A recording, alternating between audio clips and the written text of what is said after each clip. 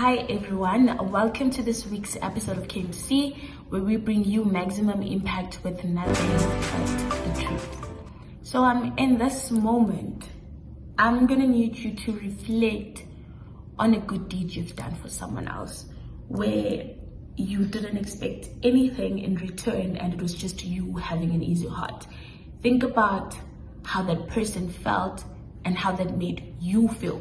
Get in your emotions, because in today's episode we have the lovely Sthandiwe Msimang, a lady that is dedicated, driven and accommodating, and has a heart as beautiful as her smile. She'll be telling us more about an NGO that she's involved in and the impact it has.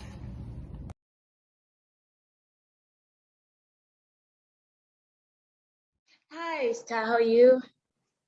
I'm good, Lanie. How are you doing? I'm great, thank you. Welcome to KMC. Thank you so much for having me. Right. So at this point, I'm very eager to hear all about the passion you're pushing, the drive behind the NGO that you are involved in. Please tell us more, just give us a brief general introduction of the organization you're involved in. Okay, so we are Expose Hope. Basically what we do is we take care of the women who are in the sex industry in Durban, particularly at this time. Women who are stuck in the sex industry, women who have been trafficked and brought into the sex industry. We started, Expose Hope work started about 8 years ago. I became part of it a little over 8 years ago. But even prior to that, one of our founders started doing the work that we do over 40 years ago when she was still in the UK. And she did it in a different scale there.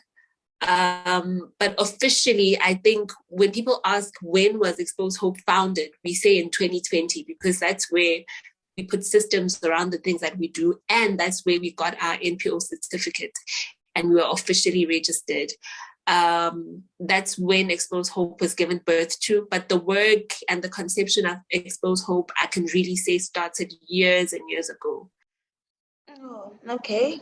That's very interesting. But what brought the idea? I mean, it wouldn't be an idea that just any random person would think of. Yeah. What was the trigger behind it? For us, we saw a gap. So the women that, like you say, it's not just something that someone would wake up one day and be like, I'm for this. I think more than anything, the one thing that made us push and go after it is because there was more than one of us who had a passion for it. When I first met Vash in 2015, and for whatever reason, it was something that was laid deeply in my heart. So meeting someone who had the same heart was like everything for me. And I think that's why we still do what we do. And we started because, like I say, we saw a gap. We take care of women who are marginalized, who are ostracized in our society, like the kind of people that a person doesn't even look twice at, Yeah. And I always say it takes a lot for a woman to sell their body, as a means to an end, to make a living. And sometimes as people, we don't look at that. We just see them on the side of the road and we like, it's the choice that they make. But with the work that we've done over time, we've heard these stories of these women. You encounter a 14-year-old and you're like, what 14-year-old would wake up one day and decide, I'm going to go in the streets and sell my body? As a society, we fail to ask what happened, what has happened to this person? Because generally as women, we consider our bodies to be very sacred. It takes a lot for you to give your body to anyone, even in a relationship, even in marriage. So it's important to ask what has happened. So when we started, we were like, okay, there is a certain group of people in our society who are not taken care of, but who need to be taken care of more than anyone. There's a group who needs love more than anyone in our society, and they're not getting that. What can we do to make their lives better? What can we do to make them know they are not alone? There are people who see them, more than just what they do. There are people who actually see their hearts, see their souls, who knows their name, and who care about their well-being and how they are today. How are you doing? So I think that's what more than anything made us start. And along the way, we've encountered different people who have joined our team, who have the same hearts that we do, who care about these women as much as we do. What made us start? I think it was love for the people that, I don't know, I can just say God really placed it in our hearts that, like Jesus did, went and spent time in the most, in the places that people would not imagine they would find him, but because there was a need, there was a need for love, particularly in those areas. There was a need for some light. And we thought maybe we could be that light in the life of this particular group. So yeah, I think it's just that. Oh, that's very interesting. Hey, that's very interesting. So as a team, how would you say you guys work together? I mean, did everyone like the idea of having such an NGO, or did you have to convince people before they fell in? Like, how did that go about? So our team, we have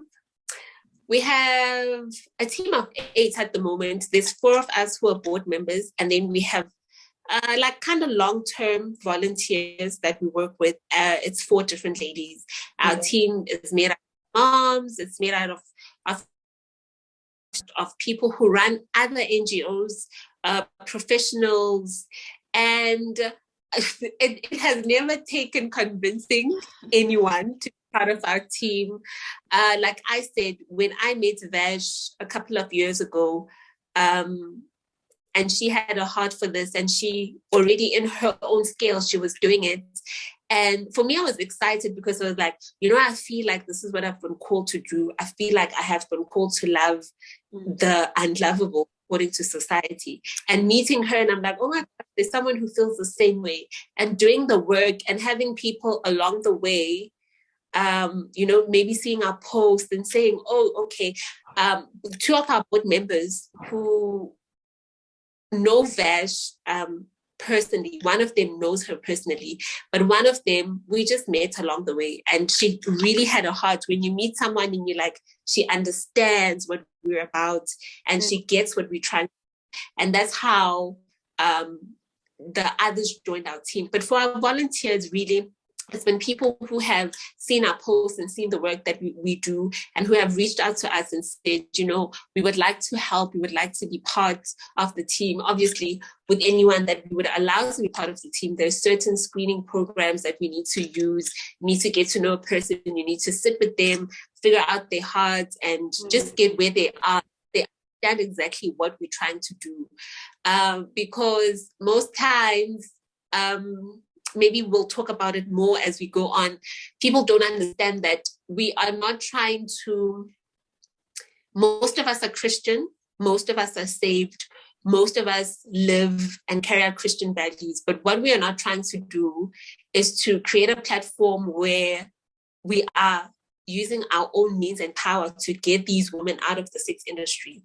We've been so blessed that every woman we've encountered are women who want to willingly come out, who have been looking for a way out, but they haven't had a helping hand or someone to guide them as to how to go about living a different life to what they're living.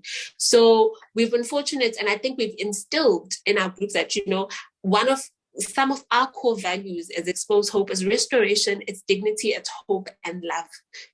Condemnation is not. So we can't impose our faith on any of our ladies. But like I said, when you love a person, love, I think, is the greatest, it's the greatest engineer of change in any person's life. When a person has been loved and cared about, they want to be better even for themselves. So we've worked with some people, and it didn't quite work out because I think like you've highlighted, it's hard for people sometimes to understand like why are we doing what we're doing, how is it necessary, what is the need, but we've been very fortunate to get a team of people who really get the heart of what Expose Hope is about. Okay, that's great commitment. I mean, while we're still on that note, as a team, as an organization, what has been so far the best achievement you guys had? Oh my gosh, I think lately it's been like a thing for like some time now, where we've seen some of our ladies really come out of the sex industry, but now I don't know what's going on. Like, we have had so many of our ladies leave the sex industry and build their own lives and being independent, most of them being reconciled with their families. One of our ladies finished a course, a beauty course. Now she has a little salon where she can use her skills that she has learned to make like an honest living, and I think above anything else, that has been one of our greatest achievements, seeing our ladies who were in this work and who were dependent on drugs just come clean, and being stronger and better every single day. I think that's one of our greatest achievements, and it will always be one of our greatest highlights when we see one of our girls who was deteriorating in some sex house or in some brothel come to life again and live a full life, So yeah, I think that's been one of our greatest achievements. Wow, that's really wonderful. I mean, it's really heartwarming to know that we have organizations like this one, and hearing out these achievements gives hope in a sense, But and tell you, Lanie, most of these women really just need a helping hand. They just need guidance. Yeah. They just need someone to say, I understand that your perspective is this way, and this is as far as you can see. But there are agents of change. There are aids of help. There are ways in which you can get to live the life that you hope for, besides this one that is killing you literally every day. And sometimes when you're in really a dark tunnel and you can't see, you just need someone to guide you to the light, So Exactly. Yeah. Well, it's really amazing, and it's taking me into emotions now. But in addition to all of this beautiful work that you guys are doing, do you see yourself maybe expanding to broader places, different provinces? What's the long-term goal for Expose Hope? Our long-term goal at the moment, currently we take care of more than close to 500 women. And these women 2 days a week, and it's certain areas in Durban. Can you imagine 500 workers in only just a part of Durban? And reached some other areas of Durban which are hotspots, because I think because of the number of our team and our resources at the moment, but we really trust in God and we believe we will be able to expand. But at the moment, we are just focused in Durban because our work is really, there's still a lot of work that we need to do. Long term, one of our goals is to have long-term goals is to have a safe house. We've been looking at certain properties and speaking to certain people, and we're really hoping to get a safe house for our girls where we know that we can take them to, because it's so hard at the moment. Like I said, when we started, it's because we saw a gap and there was no help for our girls. Even now, we still struggle a lot because, funny enough, there's so many rehabilitation centers for men, but there are zero for women. There are none for women. There are no rehabilitation centers. in Durban, which are free for women. Most of them they are very expensive, and our girls can't afford them. And at the moment, without many sponsors for each one of our girls, it's impossible for us to be able to afford them.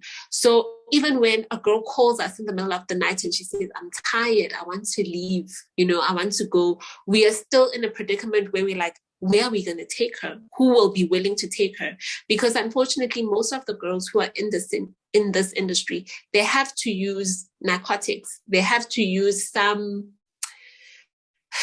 numbing agent, some drug to be able to function in the work that they do, because really it's so killing. Outside of drugs and anything that helps you, you will not be able to survive because it's so hard.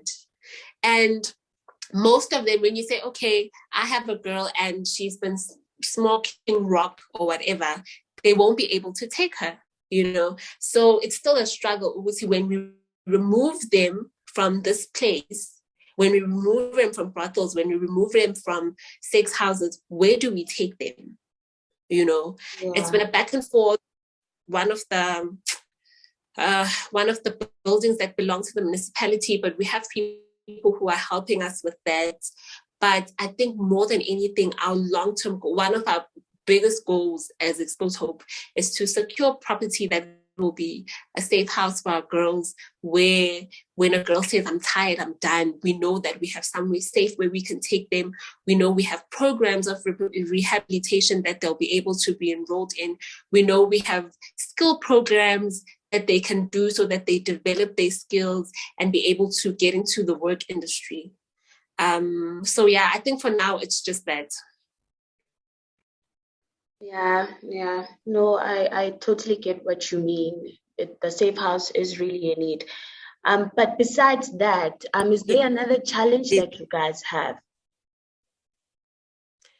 Not really. Besides really not having anyone to help an organization like Expose Hope, I wouldn't say we have. That's one of our major challenges. And then also, obviously, it's the finances every week, because every week we need meals, we need finances for fuels because of the areas that we disperse in. We've been so blessed. Recently. Expose Hope was able to purchase a vehicle under our organization, and that was also one of our goals, that we have a proper vehicle, because usually we would use vehicles of some of our team members. Sometimes it's not efficient.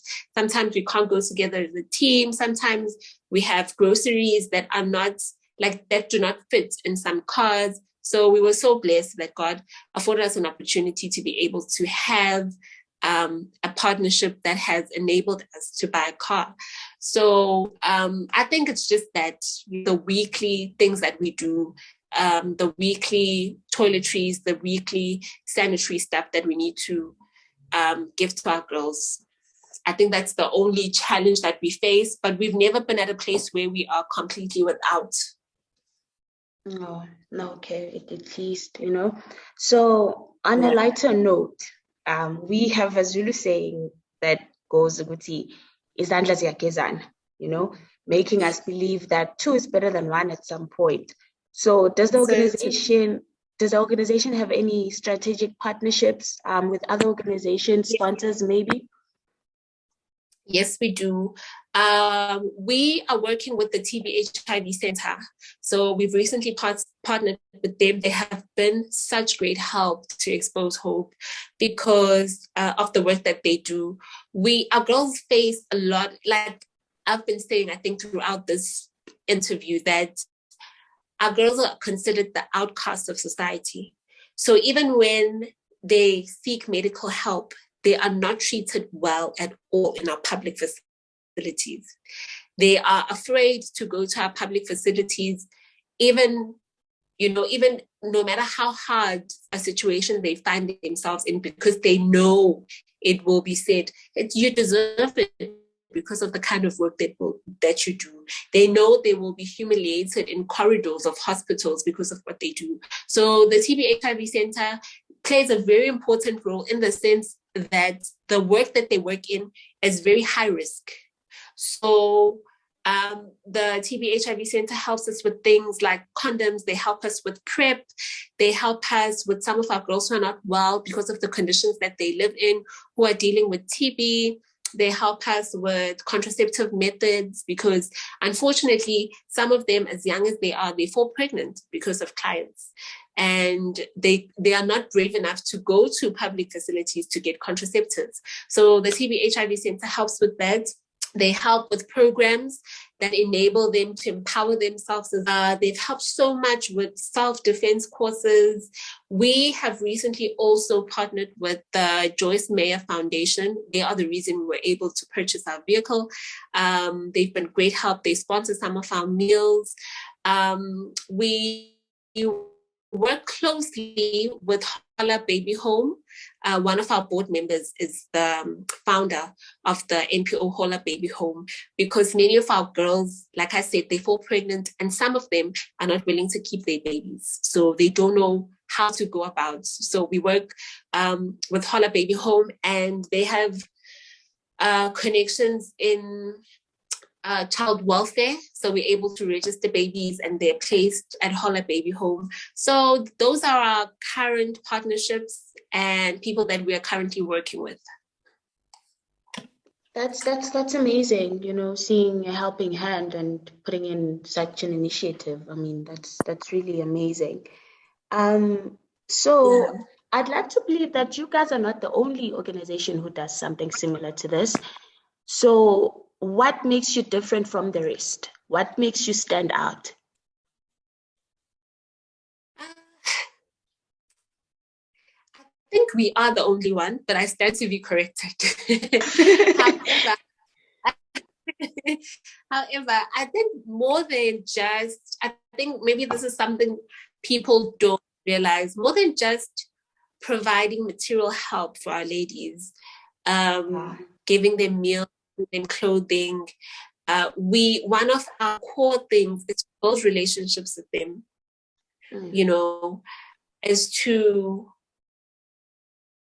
you know, get to a place where they realize that they are seen and loved. Like I've said, we glory so much in building relationships because that's where you get to hear their stories, and that's where your eyes get to be opened to realize, and even being enabled to know which way you ought to help them. There are so many childhood traumas.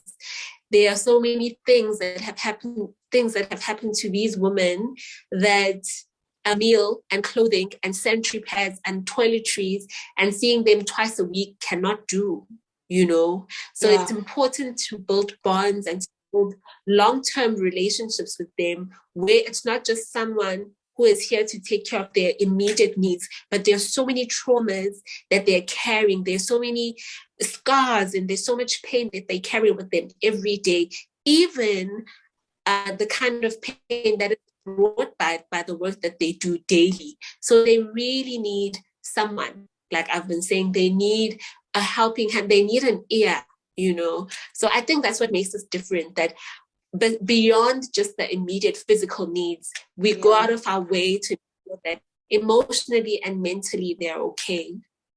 Wow, that's really amazing. We almost coming to the end of the session, but before we end it off, we'd like to know that are there any other ways to donate to the organization besides giving funds? Besides giving funds, we take clothing. Like I said, we have sanitary pads and toiletries, but we also are open to having volunteers who can come, you know, and do our weekly rounds with us. We really find that very helpful. However, we have a website where you can go and sign in a volunteer form. There are certain questions and guidelines that you will be asked, obviously, for the safety of our girls and because of the sensitivity of the work that we do. And you'll hear from us. But I think more than anything, we are always looking for time and helping hand. When we get big donations, we're always looking for people to help us, to package them and to set them aside for our ladies. So I think more than anything, that's how a person can give back to Expose Hope: time. That's great. Thank you so much. It's really amazing what you're doing. Seeing such young people care so much. Yeah, we're closing this off now. Thank you so much for availing yourself. Thank May you it be for having that me. may it be that Expose Hope continues to reach many lives, man. Thank you so much. Thank you so much. Bye. Bye. And thank you for tuning in again today. Let's go and live life more than just for ourselves and make this world a better place.